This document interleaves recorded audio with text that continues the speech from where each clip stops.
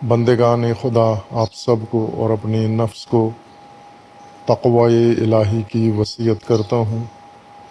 تقوی الہی کی نصیحت کرتا ہوں، تقوی الہی کی جانب دعوت دیتا ہوں اور تاکید کرتا ہوں کہ اپنی زندگی تقوی کے مطابق بسر کریں، تقوی کے زیر سایہ زندگی گزاریں، تقوی کی بنیاد پر نظام زندگی قائم کریں۔ تقوی اللہ تبارک و تعالیٰ کی جانب سے انسان کی حیات کی حفاظت کے لیے حفاظتی تدبیر ہے، حفاظتی بندوبست ہے، حفاظتی اہتمام و انتظام ہے، جس کے ذریعے اللہ نے انسان کی زندگی اور انسان کی ہدایت کو محفوظ بنایا ہے۔ تقوی کے بغیر انسان کی زندگی غیر محفوظ ہے، اور تقوی کے بغیر انسان احساس نہیں کرتا کہ میں ہلاک شدہ ہوں، ہلاک شدگان میں ہوں، ہلاکت کی معرض میں ہوں،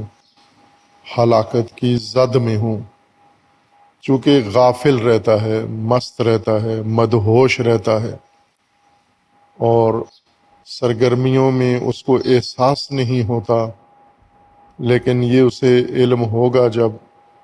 یہ دنیا کی مہلت ختم ہوگی اور حقیقت اس کی بے تقوی زندگی کی کھل کے سامنے آئے گی۔ اس وقت اسے احساس ہوگا کہ کتنی تباہی کا شکار ہو چکا ہے،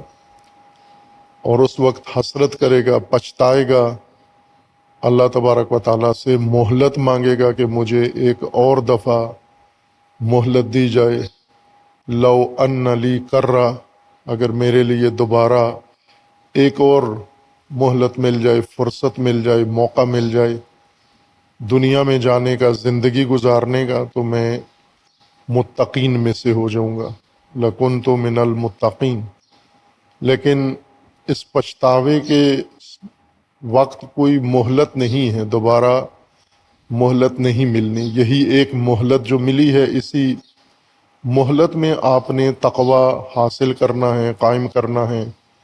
اپنی زندگی کو محفوظ بنانا ہے، اور اپنے زندگی کے اخروی مراحل کو بھی آپ نے محفوظ بنانا ہے۔ تقوی کے لیے اللہ تبارک و تعالیٰ نے انسانی زندگی کی ترتیب کے مطابق جس طرح اللہ نے انسانی حیات کو مراحل میں اور مراتب میں ترتیب دیا ہے، اسی طرح اللہ تبارک و تعالیٰ نے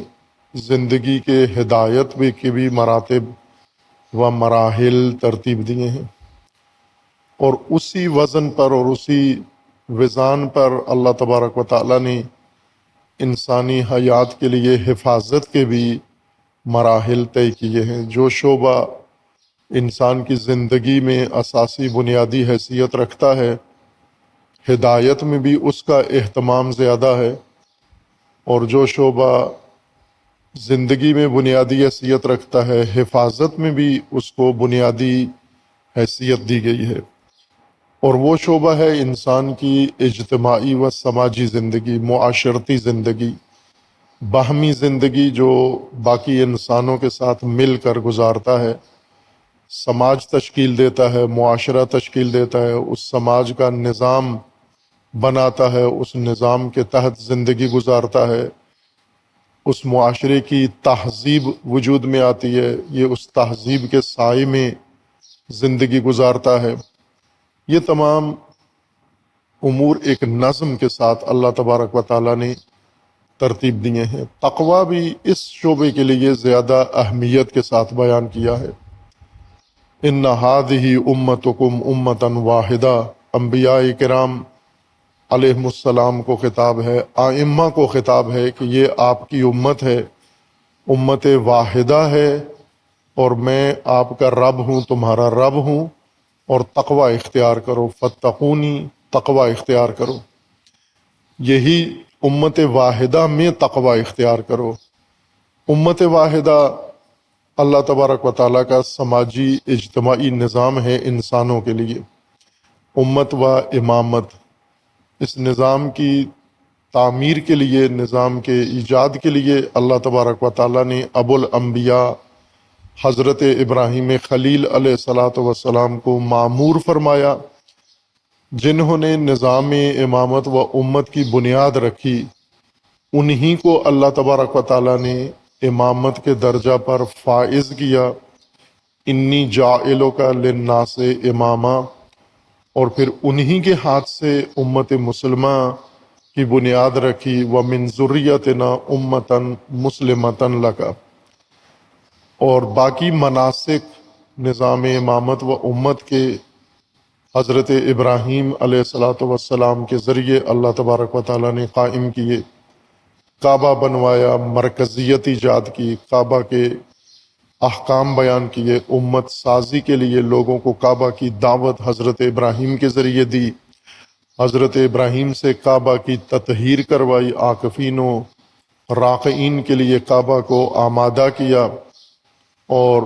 جو کچھ امت نے آ کر امت سازی کے لیے یا نظام امامت کے لیے عملی زندگی میں، حقیقی زندگی میں کرنا تھا، اس سب کو علامتی طور پر حضرت ابراہیم سے کروایا، اور پھر امت کو بلا کر مکہ میں وہی کام ان سے تکرار کروائی۔ یہ سب کے سب اسی نظام امامت و امت کی تیاری اور ریہرسل ہے، مشق ہے، حج ایک کارگاہ ہے نظام امامت و امت کے لیے۔ امت سازی کے لیے حضرت ابراہیم علیہ السلام نے اللہ تبارک و تعالیٰ سے جو کچھ توفیق طلب کی، اس میں فرمایا ربنا واجعلنا مسلمین لک ومن ذریتنا امتا مسلمتا لک وارنا مناسکنا وتب علینا انک انت التواب الرحیم۔ پہلی چیز جو مانگی وہ خود اپنے لیے، معماروں کے لیے، ابراہیم و حضرت اسماعیل علیہ السلام کے لیے، کہ ہمیں اپنا مسلم بنا، اپنے سامنے تسلیم ہونے والوں میں سے بنا، ہماری ذریت میں سے امت مسلمہ قرار دے، اور ہمیں ہمارے مناسک دکھا، اور وَتُبْ عَلَيْنَا إِنَّكَ أَنْتَ التَّوَّابُ الرَّحِيمُ، اور ہم پر توبہ فرما، ہمارے لیے توبہ فرما، ہماری طرف توبہ فرما۔ یہ اہم نقطہ تھا، توبہ کس طرح سے، اللہ کی توبہ کا کیا معنی ہے، ترتیب باس کے لحاظ سے یہی باس کرنی تھی، لیکن جو آج جس مناسبت ہمارے ساتھ ہے وہ عید سعید غدیر ہے، اور غدیر کا بہت گہرا تعلق ہے حضرت ابراہیم خلیل علیہ الصلاۃ والسلام کے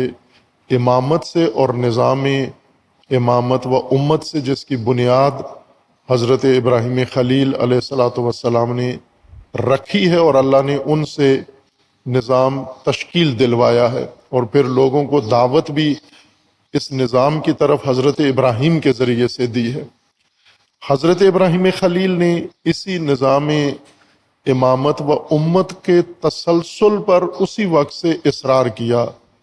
جب حضرت ابراہیم کو اللہ تبارک و تعالیٰ نے یہ مجدہ دیا، انی جاعلک للناس اماما۔ حضرت ابراہیم نے بلا فاصلہ یہ فرمایا کہ قال ومن ذریتی، میری ذریت میں بھی امامت ہو، اور اللہ تبارک و تعالیٰ نے ذریت میں بھی امامت مقرر فرما دی۔ اگر حضرت ابراہیم یہ دعا نہ کرتے تو بھی اللہ تبارک و تعالیٰ نے ذریت ابراہیم میں اور انسانیت کے لیے امامت کو رکھنا تھا، مقرر فرمانا تھا۔ یوں نہیں کہ حضرت ابراہیم نے دعا مانگی تو اللہ نے اس وقت فوری فیصلہ کر لیا کہ چونکہ میرے خلیل نے طلب کیا ہے لہٰذا ذریت میں بھی ہم امامت جاری کر دیتے ہیں حضرت ابراہیم کا دل رکھنے کے لیے، بلکہ یہ قانون ہے اللہ تبارک و تعالیٰ کا۔ اللہ سے کوئی طلب کرے یا نہ کرے، دونوں صورتوں میں دعا کریں یا نہ کریں، اللہ کے قانون پر اللہ کا ارادہ ہے اور اس کو عملی کرنا ہے۔ ہم بے شک اللہ تبارک و تعالیٰ سے بعض دعائیں نہ مانگیں، لیکن وہ کام ہونا ہے چونکہ قانون خدا اور سنت الہی کے مطابق ہو رہا ہے۔ حضرت ابراہیم خلیل علیہ الصلاۃ والسلام نے جو طلب کیا اللہ سے، حضرت ابراہیم کی خواہش پر اللہ کا ارادہ نہیں بنا،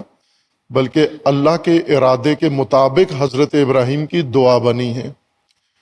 اور یہی انسان عبد کا، مقام عبودیت پہ پہنچے ہوئے انسان کا یہ خاصہ ہے کہ وہ دعا اللہ تبارک و تعالیٰ سے وہی طلب کرتا ہے جو ارادہ خدا اور نظام الہی کے مطابق ہو، نہ کہ اگر اللہ کا نظام کچھ اور ہے، اللہ کی سنت کچھ اور ہے، اللہ کا قانون کچھ اور ہے اور ہم کچھ اور طلب کر رہے ہوں تو یہ دعا ہی شمار نہیں ہوتی، یہ تجویز بن جاتی ہے اور یہ دعا سنی بھی نہیں جاتی اور اس پر عمل بھی نہیں ہوتا۔ اور جو اللہ کے قوانین ہیں ہم طلب کریں یا نہ کریں، وہ قوانین حتماً اللہ نے لاگو کرنے ہیں، عملی ہونے ہیں۔ جس طرح اللہ تبارک و تعالیٰ کا قانون ہے موسم کی تبدیلی، تو یہ ہو جانی ہے، آپ دعا کریں یا نہ کریں موسم بدل جانا ہے۔ اللہ کا قانون ہے دن رات چڑھنا اور رات کا آنا، غروب ہونا۔ ہم دعا کریں طلوع شمس کے لیے یا نہ کریں، اللہ کے قانون کے مطابق سورج طلوع ہونا ہے، دن چڑھنا ہے اور رات شروع ہونی ہے، سورج نے غروب ہونا ہے۔ اسی طرح انسانی معاشرے کے لیے اللہ کے قوانین ہیں، سنتیں ہیں، اور وہ سنتیں حتماً لاگو ہوں گی، جاری ہوں گی، اور ہم انہیں طلب کریں یا نہ کریں اللہ تبارک و تعالیٰ نے اس کے مطابق ارادہ کرنا ہے اور حکم دینا ہے۔ ہمیں اللہ کا نظام سمجھ جانا چاہیے تاکہ پھر ہماری دعائیں اس نظام کے مطابق ہوں، جس طرح اللہ کا نظام ہے اسی طرح کی دعائیں ہوں۔ دعا ضروری ہے اور حکم ہے دعا کا کہ آپ اللہ سے طلب کرو، اور اللہ سے طلب اگر نظام الہی کے مطابق کرو تو آپ کی ہر دعا مستجاب ہے، اور آپ سب کے سب مستجاب الدعوات ہیں، چونکہ اللہ کا قانون جاری ہونا ہے اور اللہ کا قانون لاگو ہونا ہے۔ حضرت ابراہیم خلیل علیہ الصلاۃ والسلام نے جو اللہ تبارک و تعالیٰ سے دعا طلب کی، من ذریتنا، تو یوں نہیں کہ اللہ کے قانون میں نہیں تھا اور حضرت ابراہیم نے اللہ تبارک و تعالیٰ کی توجہ دلائی کہ ایک امام سے ساری انسانیت نہیں سدھرے گی بلکہ تمام انسانیت میں امامت ہونی چاہیے۔ یہ تو اللہ کا ارادہ ازل سے یہی ہے کہ انسان ہے تو اس کے لیے امامت بھی ضروری ہے، انسان ہے تو اس کے لیے نظام امت و امامت لازمی ہے اور ضروری ہے۔ اللہ تبارک و تعالیٰ سے حضرت ابراہیم علیہ الصلاۃ والسلام نے دعا طلب کی کہ میری ذریت میں بھی امامت ہو، اور اللہ نے فرما دیا کہ ہوگی، لیکن ظالمین آپ کی ذریت کے امام نہیں بنیں گے۔ حضرت ابراہیم نے پھر اللہ تبارک و تعالیٰ سے طلب کیا وَمِن ذُرِّيَّتِنَا، اور اللہ نے اس کا بھی ضابطہ بیان کر دیا۔ یہ اللہ تبارک و تعالیٰ سے امامت ذریت میں مانگی اور امت بھی ذریت کے لیے طلب کی۔ یہ دعا تھی حضرت ابراہیم کی جو مستجاب دعا ہے، چونکہ اللہ کے نظام، اللہ کے قانون، اللہ کے سنت کے مطابق ہے کہ انسانیت کو امامت کی ضرورت ہے۔ بغیر امامت کے نظام انسانی وہ اللہ کی رضا یا مرضی کا نہیں ہے، جو بغیر امامت کے چل رہا ہے، کسی بھی دور میں ہو، خواہ ابتدائی انسان ہو یا آج کی انسانیت ہو یا بعد میں آنے والے انسان ہو۔ انسان بغیر امامت کے زندگی گزارے گا، یہ زندگی اللہ کے نظام کے مطابق نہیں ہے، اللہ کے نظام سے باہر ہے۔ امامت سے ہٹ کے جو زندگی گزر رہی ہے اس کو قرآن فسق کہتا ہے، فسق اور فجور، جو نظام امامت کے بغیر زندگی گزرتی ہے۔ چونکہ فسق کا مطلب ہوتا ہے اللہ کے نظام سے باہر چلے جانا، جو حد اللہ نے مقرر کیا اس حد سے باہر منتقل ہو جانا۔ یہ اللہ تبارک و تعالیٰ نے اس کو قرآن میں فسق کہا ہے اور فجور کہا ہے۔ فاسق وہ لوگ ہیں جو نظام الہی سے باہر زندگی گزار رہے ہیں، بے شک ذہنی طور پر مانتے ہوں، زبان سے اقرار کرتے ہوں، جیسے بہت سارے لوگ ہیں جو پاکستان سے باہر زندگی گزار رہے ہیں پاکستانی ہیں لیکن پاکستان میں زندگی نہیں گزار رہے۔ اسی طرح مسلمان بھی ہیں، بہت سارے مسلمان ہیں لیکن اسلام کے باہر زندگی گزار رہے ہیں۔ بہت سارے امامیہ ہیں، امامت کے نظام سے باہر زندگی گزارنے ہیں، ان کو قرآن کریم جس طرح پاکستان سے باہر جتنے موجود ہیں ان کو پاکستان کے اندر کہا جاتا ہے یہ اوورسیز ہیں، یہ سمندر پار لوگ ہیں، مہاجر ہیں، تارک وطن ہیں، وطن ترک کر کے کسی اور سرزمین کو انہوں نے وطن اختیار کر لیا ہے، تو انہیں تارک وطن کہا جاتا ہے۔ اور جو دین سے، اسلام سے اور نظام الہی سے باہر زندگی گزارتے ہیں انہیں تارک اسلام کہا جاتا ہے، انہیں فاسق و فاجر قرار دیا جاتا ہے۔ مسلمان ہوتے ہوئے، چونکہ فاسق کافر کو نہیں کہتے جو منکر ہو اللہ کا یا منکر ہو معاد کا، مانتا ہے، فاسق ایمان رکھتا ہے، قبول کرتا ہے، لیکن زندگی نظام کے اندر بسر نہیں کرتا، نظام سے باہر زندگی بسر کرتا ہے۔ اللہ تبارک و تعالیٰ نے حضرت ابراہیم کو یہ وعدہ دیا کہ آپ نظام امامت و امت کی بنیاد رکھیں، اور پھر حضرت ابراہیم نے اس کو دعا کی صورت میں پوری انسانیت کے لیے طلب کیا۔ آیا 129 میں، سورہ بقرہ کی آیا 129 میں اللہ تبارک و تعالیٰ کا فرمانا ہے ربنا وابعث فیہم رسولا منہم یتلو علیہم آیاتک وَيُعَلِّمُهُمُ الْكِتَابَ وَالْحِكْمَةَ وَيُزَكِّيهِمْ إِنَّكَ أَنْتَ الْعَزِيزُ الْحَكِيمُ۔ اور حضرت ابراہیم نے معین کر کے یہ فرمایا کہ یہ میری ذریت میں جو امت مسلمہ ہوگی، اس امت مسلمہ میں نبی مبعوث فرما، ربنا وابعث فیہم رسولا، ان کے اندر رسول مبعوث فرما، وہ رسول جو ان کے اوپر تیری آیات تلاوت کرے، جو انہیں تعلیم دے کتاب و حکمت کی، اور جو ان کا تزکیہ کرے، وہ رسول اس ذریت کے اندر، امت کے اندر مبعوث فرما، انکا انت العزیز الحکیم، بے شک تو عزیز ہے و حکیم ہے۔ یہ حضرت ابراہیم کا نقشہ تھا جو دعا کی صورت میں اللہ نے حضرت ابراہیم کو تعلیم دی۔ حضرت ابراہیم نے وہ نقشہ اللہ سے لیا اور اس نقشے کو نظام کی شکل دی زمین پر، اور پھر اسے دعا کی شکل میں اللہ تبارک و تعالیٰ سے طلب کیا۔ اصل نقشہ تو اللہ کی طرف سے تھا، حضرت ابراہیم کو امام بنایا۔ حضرت ابراہیم نے تو مانگا نہیں تھا کہ مجھے امام بنا دے، اللہ کے نظام میں تھا کہ ابراہیم امام ہو، چونکہ انسانیت کو امامت کی ضرورت ہے۔ اور پھر حضرت ابراہیم نے اس نقشے کے مطابق امامت کا نظام قائم کیا، امت کا نظام قائم کیا، اور اسی تسلسل کو بھی اللہ سے طلب کیا کہ یہ نظام امامت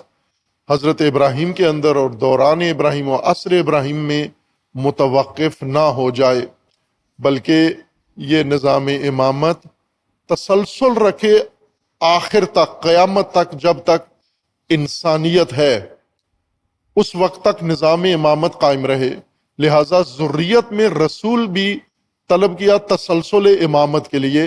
وہ رسول جو انہیں نظام الہی بتائے، سمجھائے، پڑھائے، ان کا تزکیہ کرے، انہیں آمادہ کرے، انہیں کتاب و حکمت کی تعلیم دے۔ اور پھر اللہ تبارک و تعالیٰ نے آیا 130 میں فرمایا ہے وَمَنْ يَرْغَبُ عَنْ مِلَّةِ إِبْرَاهِيمَ إِلَّا مَنْ صَفِحَ نَفْسَهُ وَلَقَدِ اصْطَفَيْنَاهُ فِي الدُّنْيَا وَإِنَّهُ فِي الْآخِرَةِ لَمِنَ الصَّالِحِينَ۔ اور پھر اللہ تبارک و تعالیٰ نے یہ ضابطہ عام، عالمی ضابطہ بنا دیا کہ جو بھی ملت ابراہیم، راہ ابراہیم، روش ابراہیم اور منہج ابراہیم سے دور ہوگا، منہ موڑے گا اور اس کے علاوہ کوئی روش اختیار کرے گا، یہ احمق ہے، یہ سفیہ ہے، اس نے اپنے آپ کو احمق بنایا ہے۔ اور ابراہیم وہ ہیں جنہیں ہم نے چنا ہے دنیا میں، اور یہ آخرت میں صالحین میں سے ہیں۔ ہم نے دنیا میں انہیں انتخاب کیا ہے اسی نظام الہی کے لیے، معمار نظام الہی ہیں، ڈیزائنر ہیں نظام الہی کے، اور آخرت میں یہ صالحین میں سے ہیں۔ اور پھر فرمایا اذ قال له ربه اسلم قال اسلمت لرب العالمین۔ یہ وہی مضمون ہے جو پہلے بھی بیان ہوا ہے کہ تسلیم ہونا حضرت ابراہیم نے اپنے لیے، اپنے بیٹے کے لیے اور امت کے لیے اللہ سے طلب کیا ہے۔ یہ نظام امامت و امت جو حضرت ابراہیم خلیل سے شروع ہوا، اس میں وقفہ نہیں ہے، کسی جگہ بھی وقفہ نہیں ہے۔ حضرت ابراہیم کی اولاد میں آگے آیات کے اندر ہے کہ وَوَصَّى بِهَا ابراہیم و بنی ہے، کہ حضرت ابراہیم نے اپنی اولاد کو وصیت کی، وَيَعْقُوبُ يَا بَنِيَّ ان اللہ اصطفیٰ لکم الدین فلا تموتن الا وانتم مسلمون، اللہ نے تمہارے لیے دین انتخاب کیا ہے اور تمہیں موت آئے تو دین پر موت آئے۔ یہ دین ہے، یہ نظام امامت و امت، یہ تمہارا دین ہے اور تمہیں دین پر ہی موت آنی چاہیے، ایسا نہ ہو کہ موت آئے اور دین پر نہ ہو تم۔ یہ تسلسل ہے جو حضرت ابراہیم نے طلب کیا آخر زمان تک، قیامت تک اللہ تبارک و تعالیٰ سے یہ نظام انسانیت کے لیے طلب کیا، چونکہ اللہ کے قانون میں یہی تھا کہ جب سے انسان زمین پہ شروع ہوا انسانیت، امامت ساتھ شروع ہوگی اور آخری انسان جو زمین پر ہوگا اس وقت تک انسانیت یہاں پر، امامت یہاں پر قائم رہے گی اور رکھنا لازم ہے۔ لیکن جو ہمیشہ کے لیے ایک قانون آپ کی خدمت میں عرض کیا ہے کہ اللہ تبارک و تعالیٰ نے انسان کے لیے جو کچھ مقرر کیا ہے اس میں سے جبر اٹھا لیا ہے۔ جو کچھ انسان کے لیے وہ انسان کے ارادے کے ساتھ مشروط قرار دیا ہے۔ انسان نے اختیار کرنا ہے، انسان نے ارادہ کرنا ہے اور انسان نے اس کو نافذ کرنا ہے۔ لیکن انسان کے علاوہ اللہ نے جو قوانین باقیوں کے لیے بنائے ہیں، وہاں یہ قانون نہیں ہے کہ انہوں نے اپنے ارادے سے اور اپنے اختیار سے یہ سارا کچھ کام انجام دینا ہے۔ اللہ تبارک و تعالیٰ نے یہ قانون بنایا ہے، جو انسان کے لیے جو بھی قانون ہے، اللہ کا جو بھی ضابطہ انسان کے لیے ہے، اس میں بنیاد یہی ہے کہ یہ انسان نے کرنا ہے۔ اللہ نے انسانی ارادے کے بغیر، انسان کے نہ چاہتے ہوئے کچھ چیز انسان پر ٹھونسنی نہیں ہے، جبر نہیں کرنا ہے، تحمیل نہیں کرنی ہے۔ کوئی چیز بھی جو بھی انسان کے لیے مقرر ہے وہ بنا کے انسان کو پیش کر دی ہے، اور انسان کو کہا گیا کہ اس کو سمجھو، اس کو پڑھو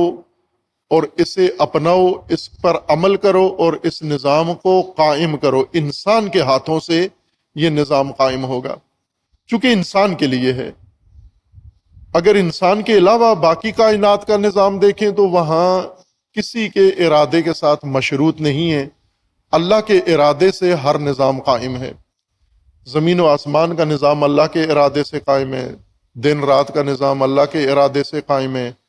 اور موسموں کی تبدیلی اللہ کے ارادے سے قائم ہے۔ ہر چیز اللہ کے ارادے سے ہو رہی ہے۔ جو انسان سے بات مربوط نہیں ہے اس میں فقط اللہ کا ارادہ ہے، وہ جبر ہے،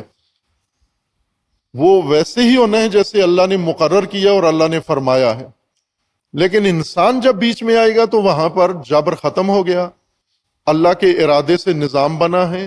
یہ انسان کو بتا دیا گیا ہے اور یہ انسان نے قائم کرنا ہے۔ اگر کیا تو انسان کی کارکردگی ہے، نہیں کیا تو بھی انسان کی کارکردگی ہے۔ دونوں صورتوں میں انسان ہی ذمہ دار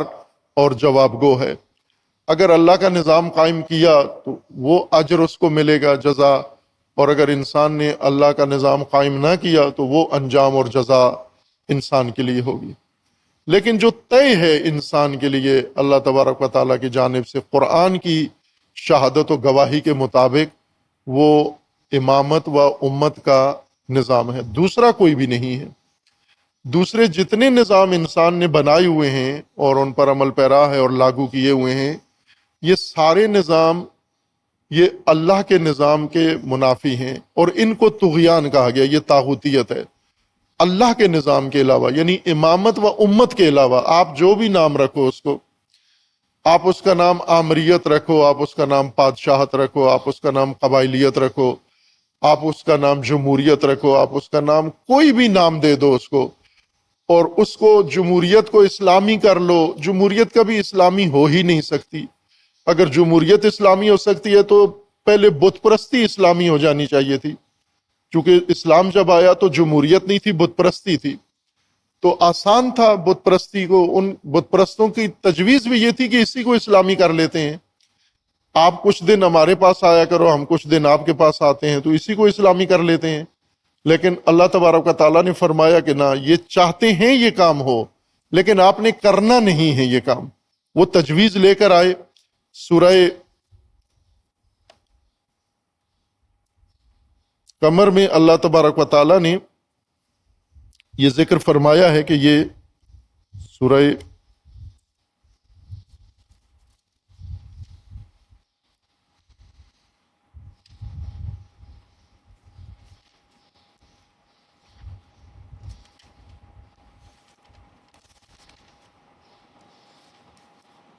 سورہ قلم میں ظاہراً، بھلے سورہ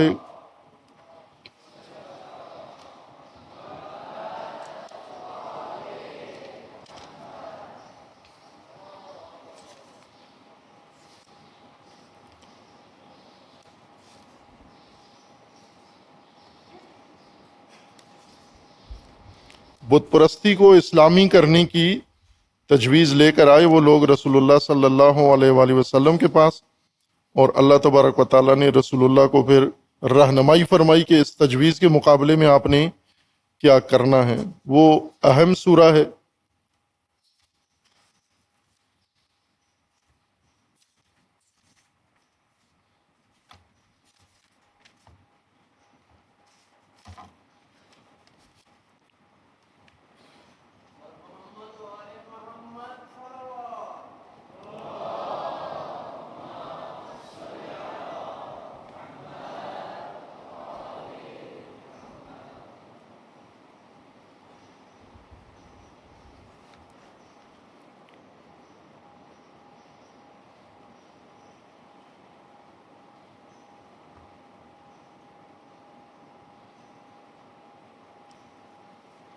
بھلے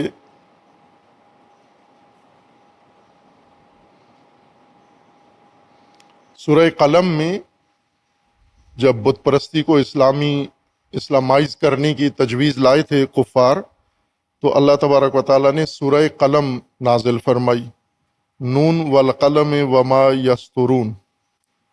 ما انت بنعمت ربک بمجنون وَإِنَّ لَكَ لَأَجْرًا غَيْرَ مَمْنُونٍ وَإِنَّكَ لَعَلَىٰ خُلُقٍ عَظِيمٍ فَسَتُبْصِرُ وَيُبْصِرُونَ بِأَيِّكُمُ الْمَفْتُونُ إِنَّ رَبَّكَ هُوَ أَعْلَمُ بِمَنْ ضَلَّ عَنْ سَبِيلِهِ وَهُوَ أَعْلَمُ بِالْمُهْتَدِينَ۔ ایک الجھن پیدا کر رہے تھے مشرکین،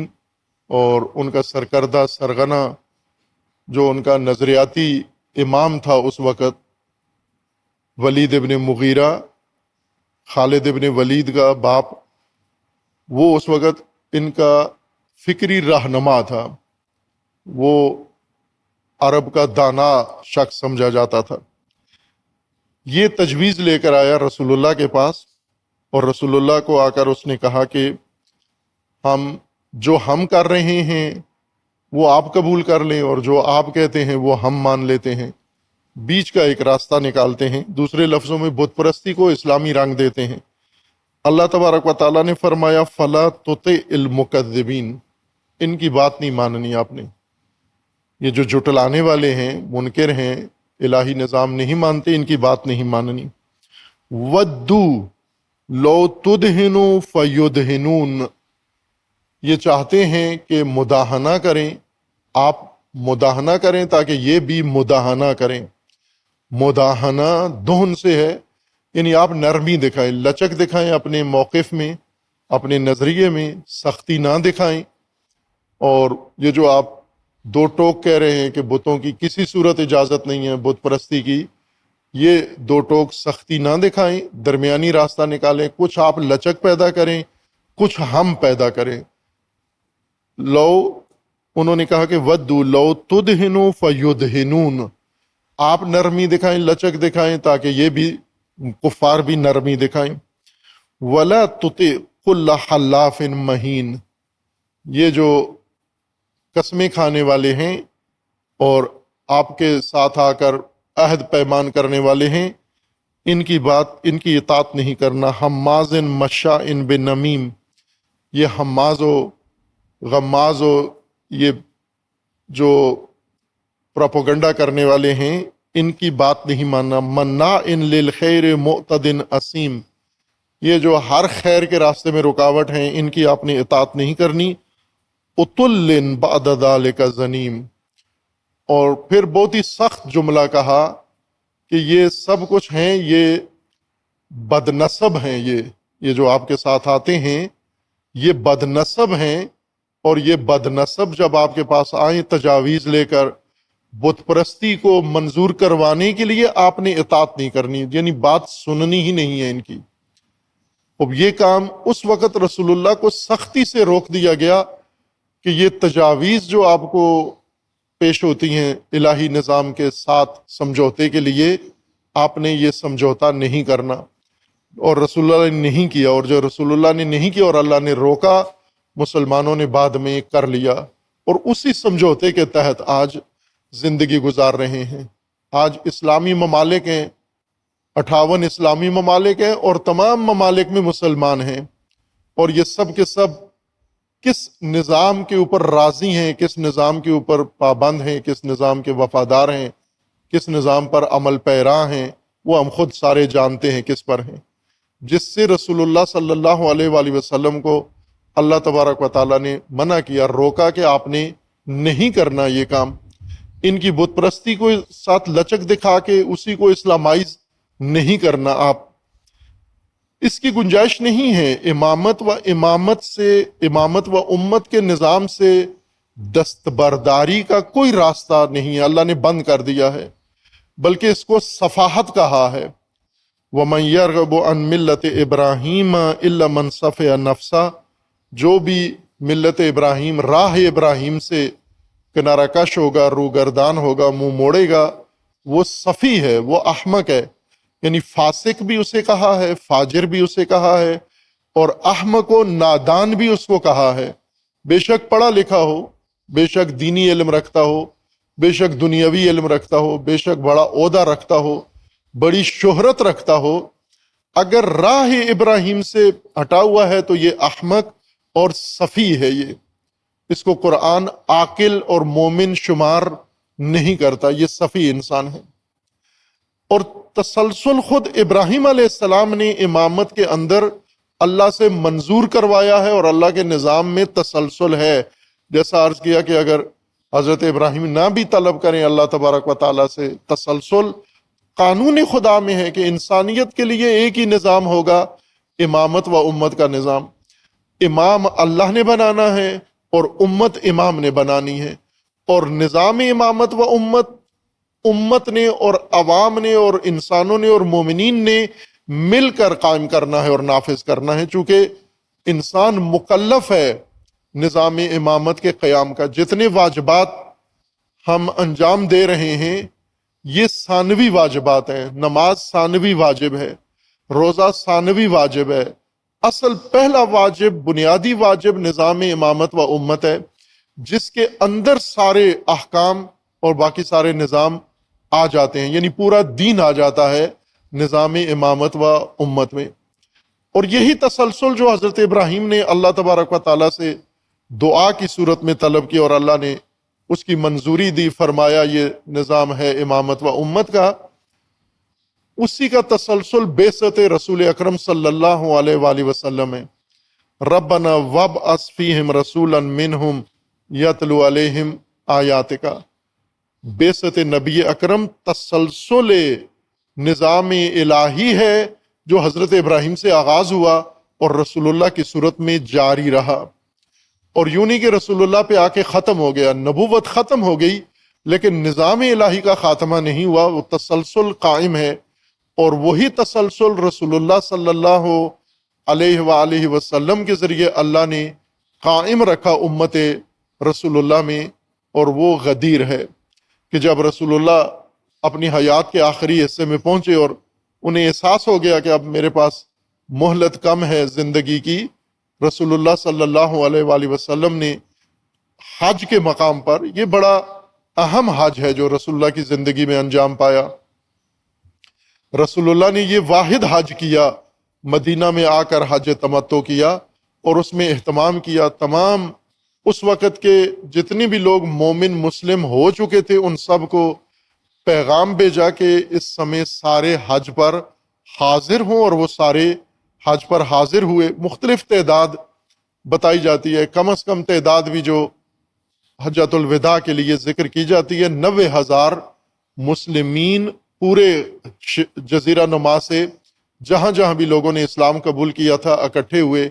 اور ہر شہر کی تعداد بھی لکھی ہوئی ہے تاریخ کے اندر، کس شہر سے کتنے لوگ، مدینہ سے کتنے گئے، مکہ سے کتنے لوگ شامل ہوئے، یمن سے کتنے لوگ آئے، اور باقی علاقوں سے کتنے، اطراف کے علاقوں سے کتنے لوگ آئے۔ مجموعی طور پر 90,000 سے زیادہ، بعضوں نے 1,20,000 بھی لکھا ہے، لیکن کم از کم تعداد 90,000 وہاں ذکر کی گئی ہے۔ ان سب کو رسول اللہ نے اپنی امامت و قیادت میں حج کروایا اور کیا، اور پھر حج کے اختتام پر، واپسی پر، جوفا کے مقام پر غدیر خم میں جو ایک چوراہا بنتا ہے قدیم راستوں کا، جو اس وقت مکہ آنے جانے کے راستے تھے، اس وقت یہاں تک سارے جس علاقے سے جو بھی شخص آتا ہے اس کو اس میقات تک حاضر ہونا ضروری ہوتا تھا، اور یہاں سے پھر تقسیم ہو کے اپنے اپنے بلاد میں جاتے تھے۔ اس مقام پر رسول اللہ صلی اللہ علیہ وآلہ وسلم نے حاجیوں کو روکا، جو آگے چلے گئے تھے انہیں واپس پلٹایا، جو پیچھے تھے انہیں بلایا کہ جلدی پہنچے، اور اس مجمع میں رسول اللہ نے خطبہ، مفصل خطبہ دیا۔ اتنے مفصل خطبات رسول اللہ کے کم ہیں جتنا حجۃ الوداع میں دیا، اور اس میں پورا ایک دین کا خلاصہ کر کے، نچوڑ کر کے رسول اللہ صلی اللہ علیہ وآلہ وسلم نے بیان فرمایا، اور اس سارے دین کا جو بہت اہم ہے وہ خطبہ، اس کا ہر جملہ بہت اہم ہے، چونکہ آخری مفصل خطبہ ہے، اور اس کے اندر ایک طرح سے پورے دین کی رسول اللہ نے تلخیص کر کے ان لوگوں کو بتایا، اور اس میں جو چیز ایک پہلے نہیں تھی، پہلے اس کی صراحت نہیں تھی، وہ رسول اللہ نے صراحت سے بیان کی، اور اللہ کے حکم سے سورہ مائدہ کی جو آیات نازل ہوئی، یا ایھا الرسول بلغ ما انزل الیک من ربک، کہ رسول اللہ کو فرمایا کہ جو اللہ نے تو آپ پر نازل کیا اسے پہنچائیے آپ، اور پھر فرمایا کہ اگر آپ نے یہ نہ پہنچایا، ان لم تفعل فما بلغت رسالتہ، اگر آپ نے یہ کام نہیں کیا تو آپ نے رسالت انجام نہیں دی۔ یعنی پہلے 23 سال جو کچھ کیا ہے وہ بھی سمجھو نہیں انجام پایا اگر یہ پیغام نہیں پہنچایا، اور ساتھ ہی رسول اللہ کو یہ بھی فرما دیا کہ اللہ آپ کو محفوظ رکھے گا، اللہ یعصمک من الناس، آپ لوگوں سے نہ ڈریں، لا تخشوہم واخشونی، لوگوں سے نہ ڈریں، مجھ سے ڈریں، یا میری خشیت اور پرواہ کریں، لوگوں کی پرواہ نہ کریں، اور جو آپ پر ابلاغ ہوا ہے وہ آپ پہنچا دیں۔ رسول اللہ صلی اللہ علیہ وآلہ وسلم نے پہنچا دیا۔ خطبے کا جو باقی حصہ ہے وہ رسول اللہ پہلے بھی پہنچا چکے تھے، وہ تکرار تھا، وہ خلاصہ تھا، وہ آخری رسول اللہ کی ایک تلخیص تھی دین کی، جو امت کے سامنے یکجا طور پر بیان کر دی۔ لیکن اس میں جو بات پہلی دفعہ رسول اللہ نے بیان فرمائی وہ امیر المومنین علیہ الصلوۃ والسلام کی اپنے بعد وصایت، ولایت اور جانشینی تھی، یعنی لوگوں کو بعد کا امام بتانا تھا نام لے کر۔ ویسے تو پہلے بھی رسول اللہ صلی اللہ علیہ وآلہ وسلم نے یہ موضوع بیان فرمایا ہوا تھا، لیکن علی علیہ السلام کا نام لے کر، ہاتھ اٹھا کے، نامزد کر کے، معین کر کے بتانا، من کنت مولاہ فہذا علی مولاہ، یہ پہلی دفعہ غدیر میں رسول اللہ نے بیان فرمایا۔ اب یہ تسلسل تھا جو حضرت ابراہیم سے شروع ہوا، انی جاعلک للناس اماما، اور پھر بعثت نبی اکرم صلی اللہ علیہ وآلہ وسلم، جس کا ذکر حضرت ابراہیم نے اپنی دعا میں کیا، ربنا وابعث فیہم رسولا منہم، اسی کا تسلسل غدیر میں تھا کہ اب اس رسول کے ذریعے جو سلسلہ قائم ہوا ہے ہدایت الہی، نظام الہی کا، اس کو جاری رکھنے کے لیے، یقینی بنانے کے لیے علی علیہ السلام کو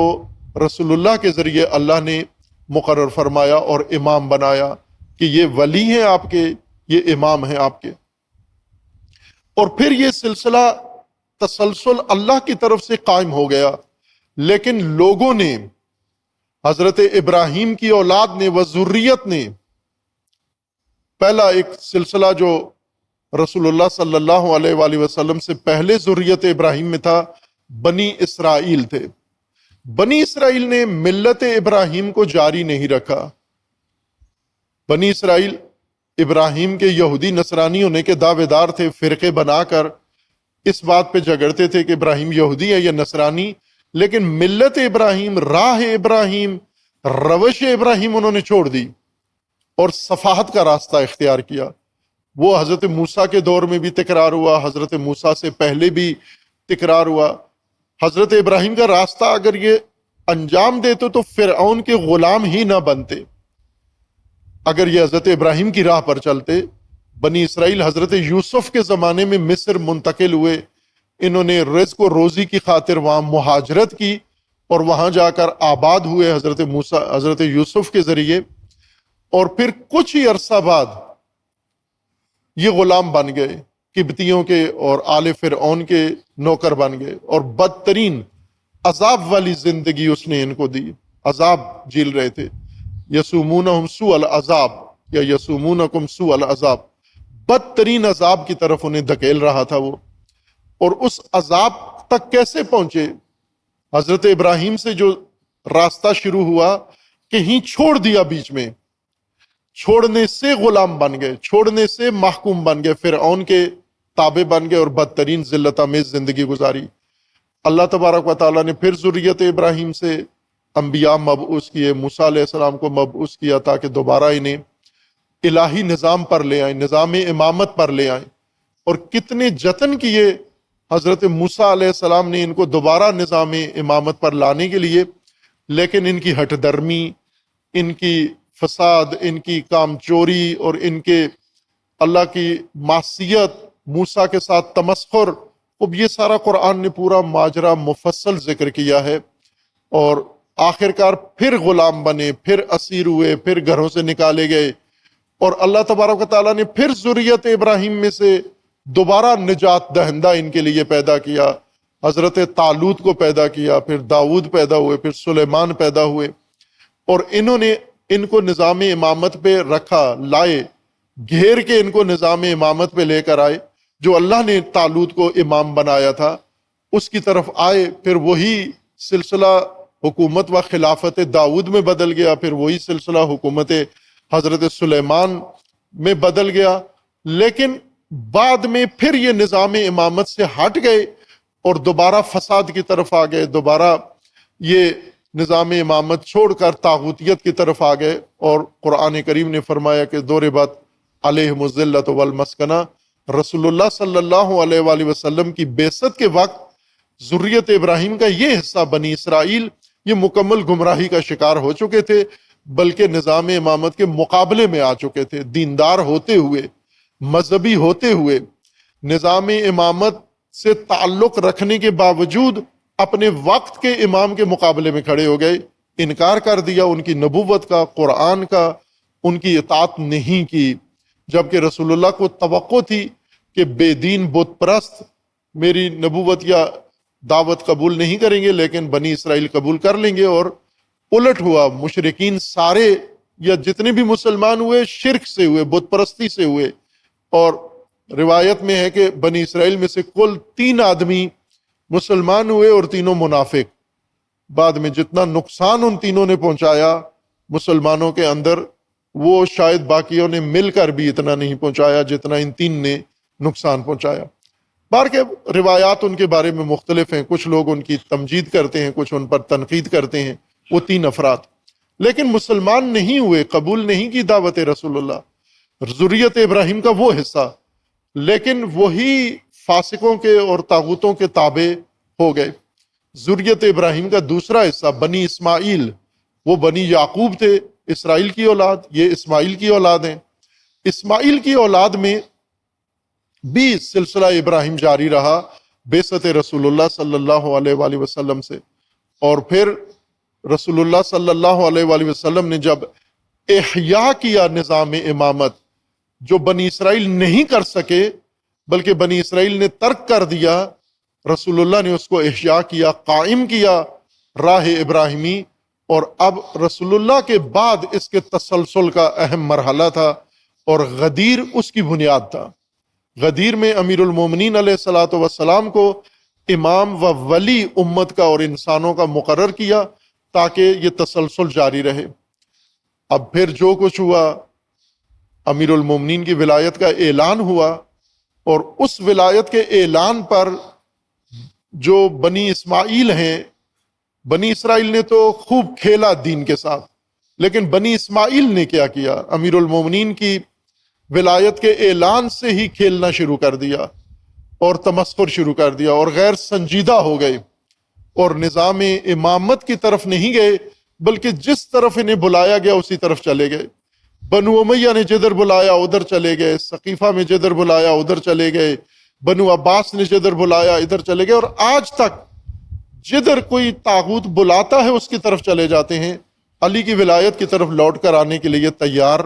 نہیں ہیں۔ اس میں اولاد علی سے 12 معصوم امام گزرے ہیں، لیکن کسی دور میں بھی یہ امت کوئی بھی طبقہ اس کا پلٹ کے نہیں آیا،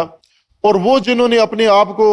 اہل امامت و ولایت ثابت کیا، شیعہ کہلوائے، یہ بھی پلٹ کر نہیں آئے،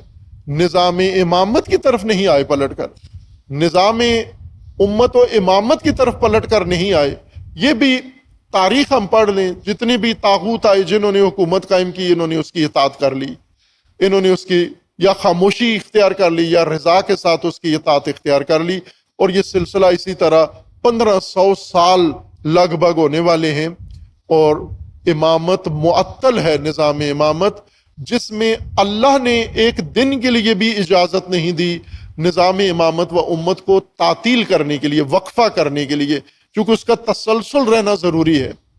اب جہاں پر مخالفین و دشمنوں نے، ظالموں نے نظام امامت سے لوگوں کو دور کیا اور نظام امامت قائم کرنے میں رکاوٹ بنے، وہ تو ظالمین اس جرم کے مرتکب ہوئے،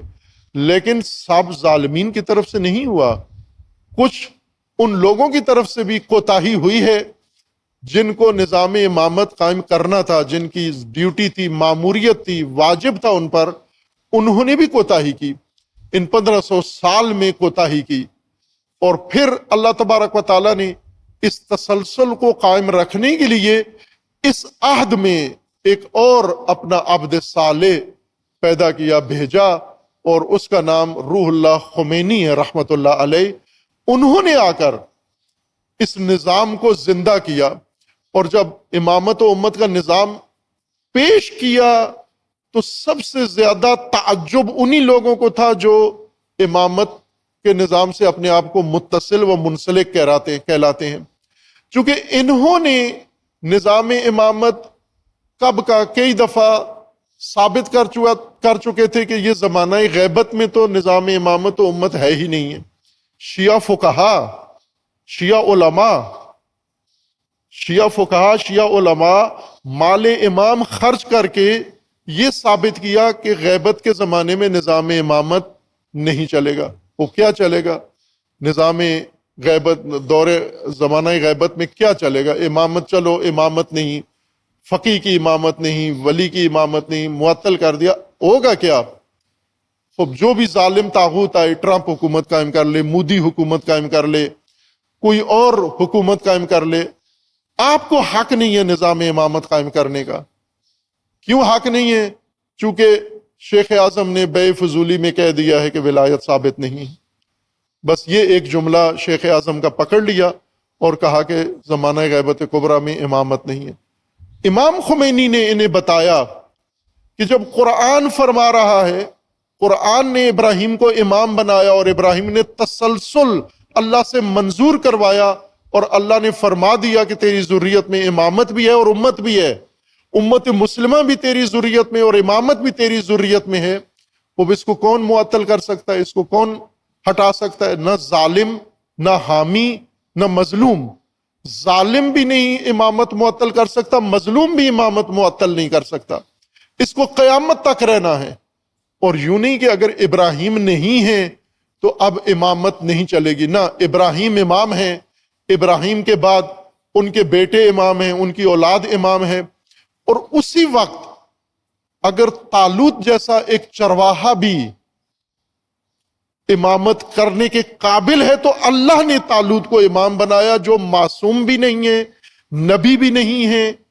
امام منصوب بھی نہیں ہے، لیکن رہبر و قائد و پیشوا اللہ نے اس کو نامزد کر دیا اور فرمایا کہ تمہاری نجات دینے والا یہی ہے، یہ طالوت ہی تمہیں نجات دے گا۔ اور طالوت نے ہی نجات دی۔ بعد میں حضرت داؤد و حضرت سلیمان دونوں نبی تھے، ان پر وحی نازل ہوتی تھی، طالوت پر وحی نازل نہیں ہوتی تھی۔ طالوت کو اس زمانے کے نبی نے پیغام دیا کہ آپ اللہ کی طرف سے منسوب ہو چکے ہیں، نبی نے بتایا۔ طالوت پر وحی نازل نہیں ہوئی، طالوت میں عصمت نہیں تھی، طالوت کسی بڑے خاندان سے بھی نہیں تھے، ایک چرواہا، لیکن اللہ تبارک و تعالیٰ نے طالوت کو ان کا رہنما بنایا جس نے انہیں نجات عطا کی ہے۔ اور یہ تسلسل قائم رہنا تھا، بے شک اور کوئی نہیں ہے تو طالوت کے ذریعے ہی یہ تسلسل قائم رکھنا ہے۔ یہ جو بھی زمانہ ہوگا، جیسے حالات ہوں گے، اس کے اندر آپ کے لیے فقط امامت و امت کا نظام ہے۔ آپ کے پاس حکومت ہو تو بھی، حکومت نہ ہو تو بھی، آپ نے امامت و امت کے پیچھے رہنا ہے۔ غدیر اس کا تسلسل تھا، لیکن غدیر میں جو اعلان ہوا اس پر اکتفا کر لیا گیا، اور غدیر کے اعلان، غدیر کا تسلسل جشن اعلان غدیر میں جاری ہو گیا۔ ابھی 1500 سال سے غدیر کے اعلان کا جشن ہے۔ نظام غدیر کی طرف نہ علماء گئے، نہ عوام گئے، نہ خطباء گئے، نہ ذاکرین گئے، کوئی بھی نظام کی طرف گیا نہیں ہے۔ اعلان کی خوشیاں ہیں، اعلان کا جشن ہے، اعلان کی محافل ہیں، اعلان کی مجلسیں ہیں۔ اعلان ہوا، کیا اعلان ہوا؟ اعلان ہوا کہ آپ، جیسے اعلان ہو کہ آپ کے علاقے میں اسپتال بنے گا اور پھر نہ بنے اسپتال، 100 سال گزر جائیں اور آپ ہر سال اس اعلان کا جشن منائیں کہ وزیر صاحب آئے تھے اور انہوں نے آ کر ہمارے علاقے میں اعلان کیا کہ آپ کے علاقے میں، گاؤں میں اسپتال بنے گا۔ ابھی تک بنا نہیں ہے اور امید بھی نہیں ہے بننے کی، لیکن یہ اعلان بہت ہمارے لیے کافی ہے۔ وہ اعلان کر گئے تھے۔ اعلان کافی نہیں، اعلان نظام کا تھا تاکہ نظام قائم ہو۔ اعلان مقدمہ تھا، اعلان تمہید تھی، اعلان ایک آگاہی تھی عوامی تاکہ نظام قائم کرو۔ اور یہ نظام پھر کس نے قائم کیا؟ اس عصر میں آ کر امام امت، امام راحل امام خمینی رحمت اللہ علیہ نے آ کر قائم کیا۔ اس نظام کو پہلے زندہ کیا، کتابوں سے نکالا، لائبریریوں سے نکالا، اور اس کو نظم دیا، نظام دیا جو متروک ہو چکا تھا۔ نہ فقہ میں اس کا کوئی چیپٹر تھا، باب تھا، نہ دین میں، نہ تفسیر میں۔ ہر طرح کا اسلام پیش ہو رہا تھا، لیکن امامت کے بارے میں خاموشی چلی آ رہی تھی۔ اور اگر امامت کی تفسیر کرتے بھی تھے تو نظام کے طور پر نہیں، بلکہ صوفی امامت پیش کرتے تھے جس میں صرف روحانیت و معنویت ہے، لیکن نظام طاغوتوں کے پاس رہے گا۔ روحانیت و معنویت ائمہ کے پاس، اقتدار اور اختیار طاغوتوں کے پاس، لیکن روحانیت و معنویت یہ ائمہ کے پاس۔ یہ تفسیریں ہوئیں، تحریفیں ہوئیں غدیر کے اندر، نظام امامت کے اندر وہی نصاب بن گیا اور وہی آج تک چلا آ رہا ہے۔ اب اس دور میں آ کر اللہ تبارک و تعالیٰ نے پھر اس نظام امامت کے لیے فرصتیں اور مواقع مہیا کیے ہیں۔ جس طرح حضرت ابراہیم خلیل کے زمانے میں اللہ تبارک و تعالیٰ نے حضرت ابراہیم کو مبعوث کیا، پھر اولاد ابراہیم میں سے، ذریت ابراہیم میں سے، اور رسول اکرم صلی اللہ علیہ وآلہ وسلم، اور پھر ائمہ اطہار علیہ السلام، اور آج اس زمانہ غیبت کبریٰ میں۔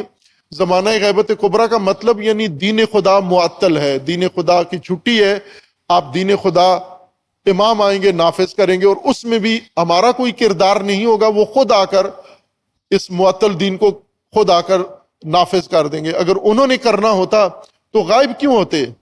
غائب اس لیے ہوئے کہ جو کام امت نے کرنا تھا وہ امت بننے کے لیے تیار نہیں، امت سازی کے لیے تیار نہیں، امت کی شکل اختیار کرنے کے لیے لوگ تیار نہیں ہیں۔ فرقہ بنا لیا، تنظیم بنا لی، گروہ بنا لیا، انجمن بنا لی، برادری بنا لی، اپنے اپنے الگ الگ سلسلے بنا لیے دین کے نام پر، اور نام اس کا رکھ دیا یہ اسلام ہے، یہ دین ہے، یہ نہیں ہے یہ فرقہ بازی ہے، یہ تفرقہ بازی ہے، یہ انتشار ہے، یہ تشتت ہے، یہ تشیع نہیں ہے، یہ اسلام نہیں ہے۔ اسلام اس وقت ہوگا جب عوام امت کی شکل اختیار کر لیں اور پھر اللہ کی طرف سے جو نامزد ہے، جو بھی ضابطہ الہی کے مطابق امام ہے، وہ آ کر ان کا زمام سنبھالے تو پھر یہ اسلام شمار ہوگا۔ اگر یہ نہیں ہے تو یہ فسق و فجور ہے، اور فسق و فجور کو آپ نے چراغاں کر کے، اس کی جھنڈیاں چلا کے، موم بتیاں جلا کے، اور آپ نے رونق بنائی ہوئی ہے فسق و فجور کی، اسلام اس کو قرار دیتے ہو نا۔ اسلام امامت و امت کے اندر ہے، اس کے علاوہ اسلام نہیں ہے۔ اور امامت و امت ہر دور کے لیے، ہر حالت کے لیے، یوں نہیں کہ امام حاضر ہو تو امامت و امت، امام غائب ہو تو امامت و امت نہیں ہے، طاغوتیت ہے۔ امام حاضر ہو تو بھی امامت و امت، رسول اللہ موجود ہو تو بھی امامت و امت، حضرت ابراہیم ہو تو بھی امامت و امت، مولا علی ہو تو بھی امامت و امت، 12 امام ہو تو امامت و امت، اگر زمانہ غیبت ہو تو بھی امامت و امت، اور اگر آپ کے پاس اکثریت ہے تو بھی امامت و امت، اگر آپ اقلیت میں ہیں تو بھی امامت و امت، اگر آپ مشرق میں ہیں تو بھی امامت و امت، اگر آپ مغرب میں ہیں تو بھی امامت و امت، اگر اکیلے کسی ملک میں رہتے ہیں باقی سارے غیر مسلم ہیں تو بھی آپ اکیلے امامت و امت کے تابع رہیں گے۔ آپ کو امت بننا پڑے گا اور نظام آپ کا امامت ہی ہوگا۔ یہ اللہ تبارک و تعالیٰ کی طرف سے طے ہے یہ، اور یہی حضرت ابراہیم سے شروع ہوا اور آج تک موجود ہے۔ یہ آج کی نسل کو یہ موقع مل گیا ہے، امامت و امت کے نظام کے قیام کا تاریخی موقع ملا ہے۔ اس موقع کو تاریخ نے بہت ضائع کیا ہے۔ 1500 سال میں 1500 دفعہ، یہ مبالغہ نہیں ہے، اس کو ثابت کر سکتے ہیں تحقیق کے ذریعے، ثبوت کے ذریعے، کہ 1500 سال میں 1500 دفعہ امامت و امت کے نظام کے موقع کو لوگ ضائع کر چکے ہیں۔ امت ضائع کر چکی ہے، تشیع ضائع کر چکا ہے، علماء ضائع کر چکے ہیں، فرصت سوزی کی ہے نظام امامت و امت کی۔ لیکن آج اللہ تبارک و تعالیٰ نے پھر ایک دفعہ فرصت پلٹائی ہے مسلمانوں کے لیے، تمام عالم اسلام کے لیے، اور اس کو ایسا امام بنا کے اور اس امام سے قربانی دلائی کہ جس نے غیر آمادہ ہر دل کو آمادہ کر دیا ہے۔ اور حقانیت امامت آج جس طرح ثابت ہوئی ہے، تاریخ میں اس طرح نہیں تھی۔ اب باس امامت علم کلام سے نکل کر، مناظروں سے نکل کر، سب سے نکل کر میدان میں آ گئی ہے اور لوگوں کے ذہنوں میں راسخ ہو گئی ہے۔ جس طرح امام خامنئی نے شہید ہو کر نظام امامت و امت کو واضح کیا ہے، روشن کیا ہے، تبیین کی ہے، ساری تاریخ کی کاوشوں میں امامت اس طرح کھل کے دنیا کے سامنے نہیں آئی جس طرح رہبر شہید نے امامت کو واضح کیا۔ اپنے خون سے امامت و امت کا نظام تحریر کیا ہے اور دنیا کو سمجھایا بھی ہے، سمجھ بھی گئی یہ دنیا شہادت کی زبان سے، قربانی کی زبان سے، استقامت کی زبان سے۔ اور امام 4 جون امام کی برسی بھی تھی اور 4 جون غدیر بھی تھی۔ یہ تناسب تقارن اتفاقی ہے زمان کا، لیکن چونکہ امام کی برسی عیسوی حساب سے رکھی گئی ہے یا شمسی حساب سے، اور غدیر ہجری قمری تاریخ ہے، اس لیے یہ تاریخیں الگ بھی ہو جاتی ہیں۔ لیکن اس سال اللہ تبارک و تعالیٰ نے یہ دونوں مناسبتیں اکٹھی کی تاکہ آج کے دور کی امت کو غدیر سمجھ آ جائے امام خمینی کے کردار کی صورت میں اور امام خامنئی کے کردار کی صورت میں، اور یہ متوجہ ہوں، فسق و فجور سے نکل کر اطاعت الہی میں آ جائیں، نظام الہی میں آ جائیں۔ اللہ تبارک و تعالیٰ ہم سب کو توفیق عطا فرمائے کہ ہم اس زندگی جو فسق و فجور کی زندگی ہے، اس سے نکل کے ہجرت کر کے ہم اطاعت الہی اور نظام امامت کے تحت آ جائیں۔ اللہ تبارک و تعالیٰ سب کو توفیق عطا فرمائے۔ اللہ تبارک و تعالیٰ ہمیں قرآن کے نظام کو سمجھنے کی توفیق عطا فرمائے، الہی نظام کو سمجھنے کی توفیق عطا فرمائے، اور پروردگار اس نظام کو قائم کرنے کی اللہ توفیق عطا فرمائے۔